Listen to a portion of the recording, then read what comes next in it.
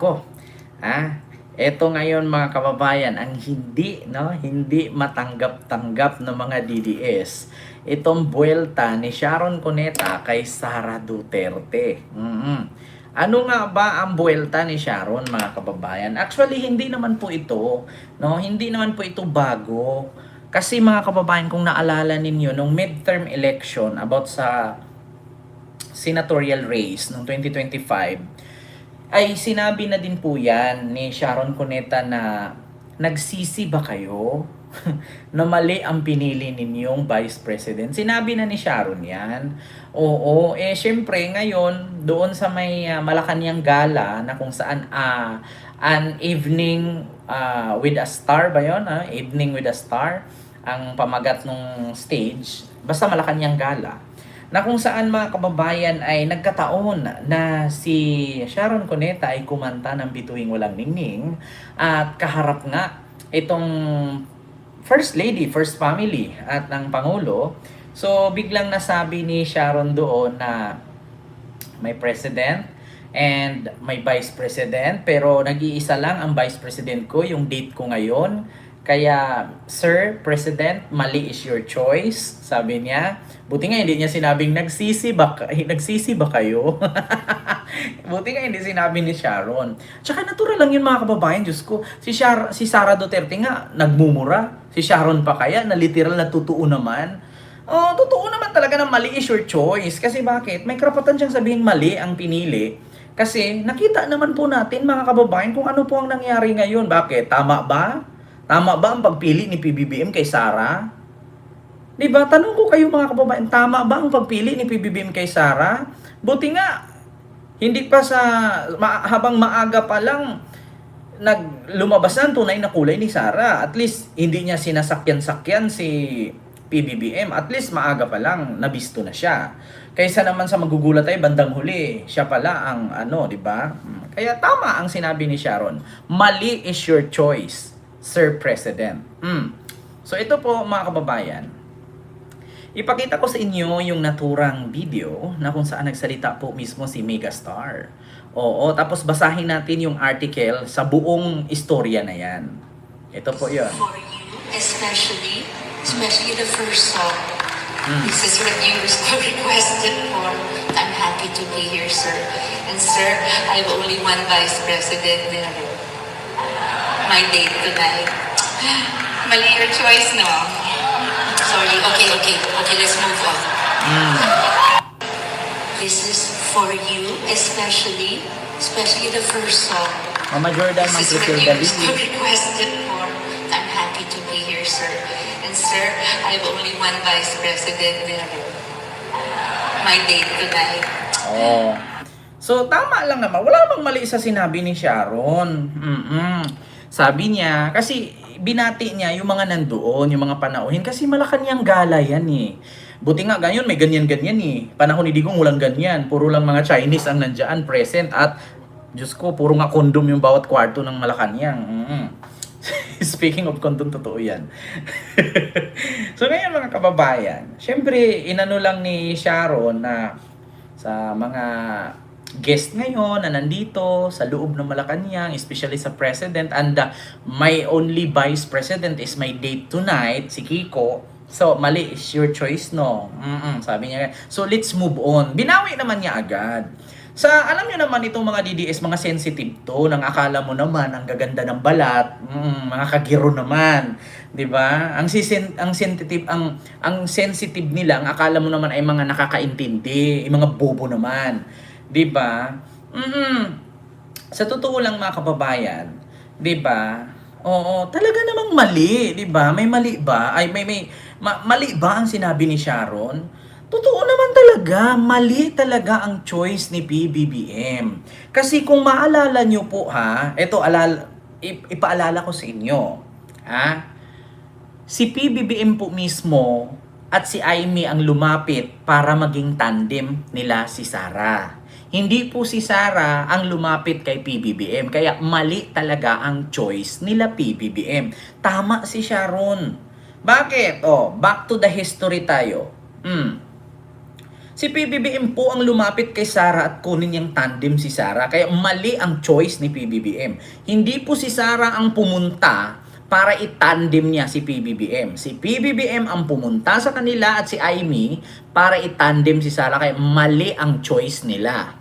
Which is totoo naman. Bakit mga kababayan, hindi nyo ba nakikita yung mga consequences nung pagtandem nila? Hindi nyo ba nakikita ang pangyayari? So kung ganun po ay talagang naging bulag po tayo. Kung ganun po, hindi natin nakikita yung pangyayari sa ating bansa ngayon. Talaga namang totoo po. No? Itong mali ang pagpili ni PBBM para magkaroon ng katandem na, oh my God, it's traitor. Na? Traitor, alligator, terminator. Kaya ngayon mga kababayan, ito po yung buong detalye dyan. Basahin ko lang ha mga kababayan mula sa Abante Tonight article. Ito, mga kababayan. Totoo naman po talagang bakit? Uy mga DDS, huwag kayo magalit ha. Megastar Sharon Cuneta, inokray. Ayan na, ito. Inokray si PBBM. Mali choice mo sa BP. Mali is your choice.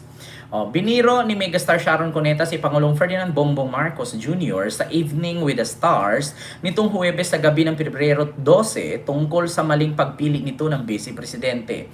Sa naturang event, hinarana ni Sharon ang Pangulo at ang First Lady Lisa Araneta Marcos ng kanyang mga hit song. Ngunit bago siya nagsimula, ibinida ni Sharon ang kanyang asawang si Senador Francis Kiko Pangilinan na tinalo ni Vice President Sara Duterte sa Vice Presidential race sa nakaraang eleksyong 2022. So, I'm happy to be here, sir. And sir, I have only one Vice President my day tonight. Hirit ni Sharon tungkol sa kanyang asawa. Mali your choice, no? Sorry? Okay, let's move on. Dagdag niya. Nagtawanan ang mga audience sa biro ni Megastar. So, totoo naman talaga. Alam nyo, sa mga hindi po nakakaalam, no, na kung bakit si Sharon ay malapit, no, kay PBBM. Ito po, bigyan ko kayo ng trivia sa mga hindi nakakaalam. Ninong po ni Sharon, si Apo Lakay, tatay ni Marcos Jr., ninong sa kasal nila ni Gabi. Yun po yun. Kaya, kumbaga, parang kinakapatid ni PBBM, no, itong si Sharon. Parang ganun ba? Sa Bisaya kasi sa amin, igso ang tawag dyan pag basta may tawag yan mga kababayan, parang kumbaga ano na sila kinakapatid. So, yun po yun mga kababayan, kaya medyo malapit sila. At saka, alam nyo sa totoo lang mga kababayan, politics is politics, personal life is personal life, and ganun lang yun. Diba? Alam naman po natin sa politika, parang showbiz lang din yan. So, ngayon, ito nga ang masakit mga kababayan, na ultimo ang mga DDS galit na galit. Sabi nga nila, nakatanggap, mga kababayan, nakatanggap nga ng masasakit, no, kabagis in Ilocano. So, mga kababayan, nakatanggap po ng iba't iba samut-saring reaksyon itong buwelta ni Sharon kay Sara Duterte na mali your choice, sir. So, mga DDS hindi nakatiis. Ang reaksyon nga ng ibang mga DDS vlogger, lalong-lalo na yung bakla doon na nagtakbo ng sahod ng mga DDS. Sabi niya, alam mo sa totoo lang Sharon, no? May comment dito si baklang nagtakbo ng sahod. Hanapin ko ha mga kababayan, wait lang. Ito siya. Ito po yung niya.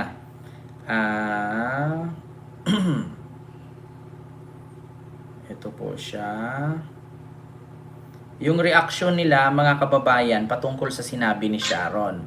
Ito po ang kaniyang post. Mga kababayan, sa gala night ni Sharon sa Malacanang. So, ang reaksyon niya ay hindi po ito, iba po yung account niya. Kanina kasi mga kababayan, nabasa ko yung reaksyon niya. Ito po ang post niya. Sharon Cuneta, stop talking about tamang choice. Kung nakadalawang marriage ka na dahil aligaga ka, meaning mali-mali ang choices mo sa buhay. The audacity to preach about choices when in fact, ikaw mismo maraming mali, pati tono ng mga kanta mali. Yan po ang sabi ni Tio Moreno. mga kababayan. So tigil daw ni Sharon yung mga salitang mali or tamang choice. Stop talking about tamang choice. Kung nakadalawang marriage ka na dahil aligaga ka, meaning mali-mali ang mga choices mo sa buhay. The audacity to preach about choices when in fact, ikaw mismo maraming mali, pati tono ng mga kanta mali. Ayan na tayo eh. 'Di ba? Alam niyo sa totoo lang, ito kasing napansin ko kasi mga kababayan, itong mga DDS, no? Truth hurts kasi. Ito kasi mga DDS mga kababayan, alam niyo para silang mga putakte. 'Di ba? Alam mo para silang mga bubuyog. Kapag binato mo, susugurin ka nila lahat. Ganyan sila ka-sensitive. Alam niyo para silang higad, no? Hindi lang talaga parang mga higad talaga sila. Kaya nga nakita niyo ang higad, ang dami nilang, alam niyo yung tawag sa Bisaya, yung balahibo niya parang dapaw. Dapaw kasi sa Bisaya ang tawag diyan. Yung higad kasi kaya maraming buhok kasi sensitive. Ayaw niyang madapuhan yung balat kaya nagkaroon siya ng maraming buhok, 'di ba? Pastor Jeffrey Miglab, shout out po. Kaya sa totoo lang, mga DDS, tanggapin niyo po yung realidad. Mali naman talaga yung choice ni PBBM. At huwag niyong sabihin na mali ang choice ni Sara. Si PBBM po ang lumapit kay Sara, hindi po si Sara ang lumapit kay PBBM para sa eleksyong 2022. Si PBBM ang pumunta, kaya mali po talaga ang choice ni PBBM. Mali po siya ng pinuntahang kandidato na itatandem niya sa kanya. Huwag niyo na pong ititwist, mga DDS. Huwag niyo nang baliktarin. Huwag niyo nang linlangin ang mga suporter na kapwa ninyong bobo. Si PBBM mismo ang pumunta ng Davao, mali siya ng pinuntahan. Tama yon sa sinabi ni Sharon. Mali ang choice ni Marcos. Bakit? Una, kung alam lang ni PBBM na ganyan pala ang ugali ni Sara at kung alam lang ni PBBM na ganyan pala ang magiging vice-presidente niya, edi sana hindi na niya pinili yan. Edi sana si Kiko na lang ang pinili niya. Total, di ba? Total, kinakapatid naman niya si Sharon. Why not? Hindi naman kasi po pwede din na pipiliin ni PBBM si Kiko kasi nandyan naman si Lenny. 'Di ba? Oo, yun po yun mga kababayan. Kaya nga mali is your choice. 'Di ba Ma'am Silpa Glory? Kay Sir Kendry. Oo, Diyos ko mga kababayan. 'Di ba? Mahirap, alam niyo sa totoo lang mga kababayan, mahirap kasi uminom ng kape kapag chocolate ang hinalo mo. Kailangan asukal. 'Di ba? Uminom ka ng kape, tas chocolate ang ibuhos mo, di lalong papait yun. Kailangan gatas or asukal ang ilagay mo para tumamis. 'Di ba? Kung gusto mong laging dilat ang mata mo, edi yung puro kape, walang asukal, at least hindi ka antokin. 'Di ba? Unless dilat ka palagi. Pero pangit po ang kahinatnan. 'Di ba? Isipin ninyong mabuti sa kape. Pag uminom ka ng kape, kailangan lagyan mo ng asukal para tumamis. Pero pag ang kape lagyan mo ng chocolate, papait lalo yon. Alam nyo ba ang consequences nun? Alam nyo ba ang pangyayari doon? Pagka sobrang pait na kape, dilat ka, masisira ang kalagayan mo, masisira ang buhay mo dahil sa pure kape ang ininom mo barako. Kapag walang asukal, dilat mata mo dyan. Kaya wala talagang patutunguhang maganda kapag hindi match. 'Di ba? Try mo magprito ng isda, tas tubig ang nilagay mo. Do you think mapiprito ang isda? Hindi. Ang mangyayari doon, magiging tinola siya. 'Di ba? Ganun 'yun. Kaya kung alam mo naman, 'di ba, na ganun talaga ang realidad, tanggapin niyo na. Huwag kayong magalit. Huwag kayong magalit kay Sharon Cuneta. 'Di ba? 'Di ba? Hindi talaga match. Kailangan kapag uminom ka ng gatas, hindi po pwede chocolate ilagay mo doon. Oo. Pag chocolate at gatas ang ilagay mo doon, di choco na gatas. Di anong lasa nun? Pait na matamis. Pero kung gatas yan, lagyan mo ng asukal, ay malamang sa malamang, matamis, lasang gatas. Di ba? Kasi mag-aaway yan eh. Try nyo i-mix ang toyo at mantika. Di ba naghihiwalay sila, dilaw at itim. Umibabaw lagi yung, pati ay yung mantika, yung toyo na sa ilalim, 'di ba? Ganun 'yun, mga kababayan. Hay nako, 'di ba? Ito na naman si Istagay. Hay, Diyos ko, Istagay. Oh, meron na namang po si Istagay, mga kababayan. Ano to? Just in live ABS-CBN. Senator Vicente Soto block and arrest in NAIA Terminal 3. Ayan na naman kayo. Mga punyeta kayo. Pakalat na naman kayo ng fake news dito sa aking live. Bakit si Tito Soto tatakbo? At inaresto daw sa NAIA Terminal 3. Ano yun? Si Pokis?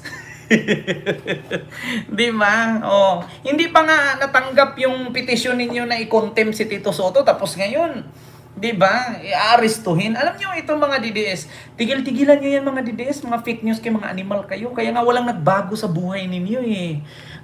Tignan ninyo, kaya hindi kayo nakamustang eh kasi mga bobo kayo eh. Di ba? Tigil-tigilan niyo yan. Kinasuhan daw nga. Diyos ko, huwag kayo maniwala dyan, Maria Fipalisok. Ngayong sinabing kinasuhan si Tito Sen, hindi nyo basta-bastang mapakulong eh. Hindi nga napakulong si, tawag dito, si Chis Escudero na napakadaming kaso. Tsaka saan naman pupunta si Tito Sen? Taga Cebu yan. Malamang kung aalis man yan, pupunta lang ng Cebu yan at matatakas siya na ibang bansa. Diyos ko naman. Oh my God. Ay, naku, tigil-tigilan nyo yan. Nasaktan lang kayo sa sinabi ni Sharon na mali ang choice ni PBBM. Totoo naman talaga. Anong sabi ni First Lady Lisa? Bad shot ako dyan. Diba? Mali po talaga yung choice ni PBBM. Hindi po natin yan maitanggi, mga kababayan. Ba, Mamulait? Oo, Ma'am Silva Glory, Tita Gali Vlog, totoo yan, mga na yan, Diyos ko. Nasaktan sila sa sinabi ni Sharon. Hindi naman nila, hindi nila matanggap-tanggap. Diyos ko, sino bang magsabi na hindi mali ang choice ni PBBM? Kahit ako putang ina, literal na mali, 110% maling-mali.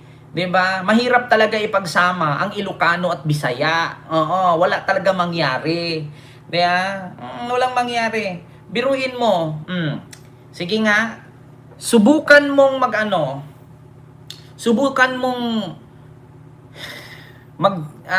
dininding nang ilagay mo pasta ng spaghetti. Sige nga, nakakita ba kayo ng dininding hinahaluan ng pasta ng spaghetti? Di ba wala? Saan ka nakakita ng talbos na kamote ang minix pasta ng spaghetti? Di ba? Diyos ko naman, mahirap yung ganun Oo, wala pa akong nasubukan, mga kababayan, na pasta ng spaghetti, hinaluan ng talbos ng kamote. Wala pa akong nakikitang ganun. Diba? Diyos ko naman, British accent versus Bisayang bulol. Talagang mali ang choice. Mahirap talaga, British accent combined in Bisayang bulol. Oh my God, Bisaya na nga, bulol pa. Biruin mo, yung pandesal, hindi ordinaryong palaman, tapos yung daing, sa Bisaya, tuyo. Alam ko naman na ang daing ay minarinit yan, binabad sa suka na may bawang at paminta. So, paano naging matuyo? My God! Diba? Itok-itok na naman, tapos I can't answer for that. Next question, please. Diba? Breaking news. Isang DDS nagbigti sa puno ng kamatis. Ay, nako. Kita nyo yan mga DDS, tanggapin nyo na masakit talaga ang katotohanan. Diba? Tapos, ito pa mga kababayan. Alam nyo, nabubuisit ako dito sa mga DDS. Alam nyo, mag-i-English ang mga putang ina. Yung mga bobo naman. Diba? Walang kwenta yung pag-i-English ninyo. Uy, kahit pa mag-British accent kayo dyan, American accent, Australian accent, or Italian accent, kung ang sinuportahan ninyo ay kriminal, walang kwenta yan. Diba? Huwag na kayo mag-English, mga putang ina nyo. Diba? Huwag yung gamitin. Galing-galing nyo mag-English, mga accent kayong nalalaman. Tapos yung sinuportahan ninyo, kriminal. Diba? Saan nyo dinala? Diba? Putang ina. Alam nyo, sa totoo lang, walang saysay. Diba? Kaya nga sabi ni Sarah, uy, bilyonaryo. Kada na lang content ninyo sa akin Ang pangit ng mukha ko. Eh, hindi naman totoo. Kaganda-ganda ko kaya. Ito namang bilyonaryo, diyan na nga lang si Sarah bumawi sa ganda kasi bobo siya, hindi nyo po ginanda. Oo, ginawa nyo pang botya. Di ba? Oh, hindi nyo ba napansin? Si Sarah diyan na lang bumawi sa ganda kasi wala siyang utak. 'Di ba? Magagalit na naman mga DDS niyan. Diyan ako na nabubuisit sa mga DDS, yung mga nag-English ang mga putang ina, pero sa salitang kriminal sinusuportahan nyo pa. 'Di ba kita nyo? Mag-i-English ka. Oo, may mga verbatim ka pang binigkas diyan. Oo, may mga kung ano-ano pang mga salita na sinasabi. Tapos, yung sinuportahan mo, alam mo nang hindi makakalaya kasi libo-libo ang pinatay. Tapos paninindigan mo na matalino ka, putang ina ka. Di ba? Naisip nyo yan, mga kababayan? Ang mag-English ang mga putang ina. Katulad kay Tio, yung mga ganyan-ganyan daw, mga salitang ganun, di ba? May mga pamalalim-lalim na salitang English pa. Putang ina nyo! Ang kakapal ng pagmumukha nyo, mag-English kayo. Tapos ang sinuportahan ninyo, kriminal. Di ba? Okay na sana mag-English kayo, naiintindihan namin. Kung hindi kayo bobo, alam nyo kung bakit nasabihan namin kayong bobo, mga DDS? Alam namin na nasabihan namin kayong tanga? Kasi bakit? Alam nyo na sa sarili ninyo na si Digong walang kwenta, nakakulong hindi makalaya, pinagpilitan nyo. Diba? Tapos sasabihin ninyo, Tay, kami naman. Putang ina, hindi nga umabot 50,000 yung pirma. Di sana kung marami kayong DDS ngayon, di sana million yan. Biruin nyo. Hindi nga umabot 50,000 kaya hindi na nangyari sa signature campaign ninyo. Tapos yung sasakyan nyo pa, expired na yung yung rehistro, paso na. Diba? Putang ina, lahat na lang illegal Diba? British accent pa kay mga animal kayo. Tapos maghuhubad-hubad yan sila, magpo-post-post, maganda ang katawan. Aanin mo yung maganda ang katawan kung bobo naman yung may-ari ng katawan. Wala din kwenta, di ba? Alam nyo, sa totoo lang, ganito isa lang ang masasabi ko sa inyo.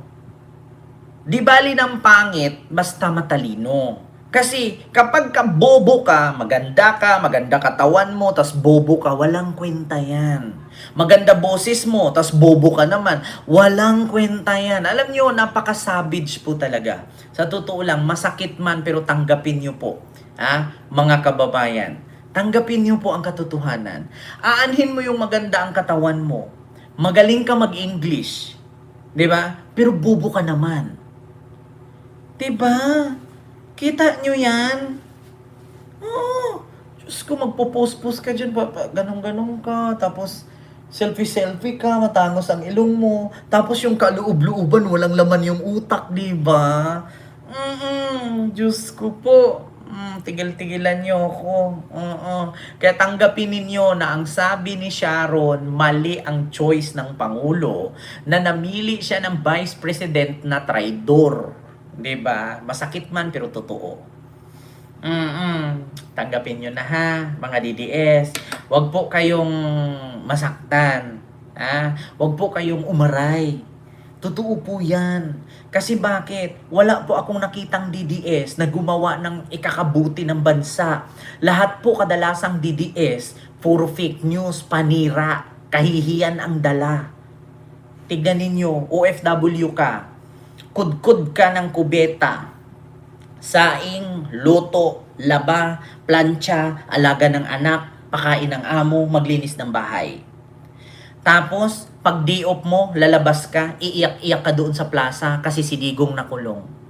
Putang ina, nag-di-off ka na nga lang kasi stress ka sa trabaho. Tapos pupunta ka sa plaza, maki-attend ka sa rally. Ini-stress mo yung sarili mo. Totoo yan, mga kababayan. Imagine ninyo, OFW ka. Buong isang linggo, 6 na araw, pagod ka sa trabaho. Laba, luto, bantay bata, kudkud kubeta, pakain sa amo, mamili ng kakainin, mangumpra sa palengke. Tapos pag di-off mo, aattend ka ng rally at sisigaw ka, Tay, Putang ina mo, Marcos! Yeah? Putang ina mo! Pinakulong mo si Tatay Digong, pinakidnap mo! Yeah? Putang ina mo, stress ka na sa trabaho, nag-i-stress ka pa kay Digong. Dapat inaatake ka dyan sa puso. Yeah? Kapag nasaktan ka dyan, bigla kang nahimatay, do you think pupuntahan ka ni Digong? Putang ina. Diba? Most of the DDS, the immoral, want to kill the addict. Ay, dako. Pero sa bagay, mahirap nga naman kontrahin kapag bubo. Diba? Mahirap kontrahin kapag bubo. Yan na talaga ang nakasanayan nila, mga kababayan. Sila na yan eh. Ano pa pag magawa natin? Mga kababayan?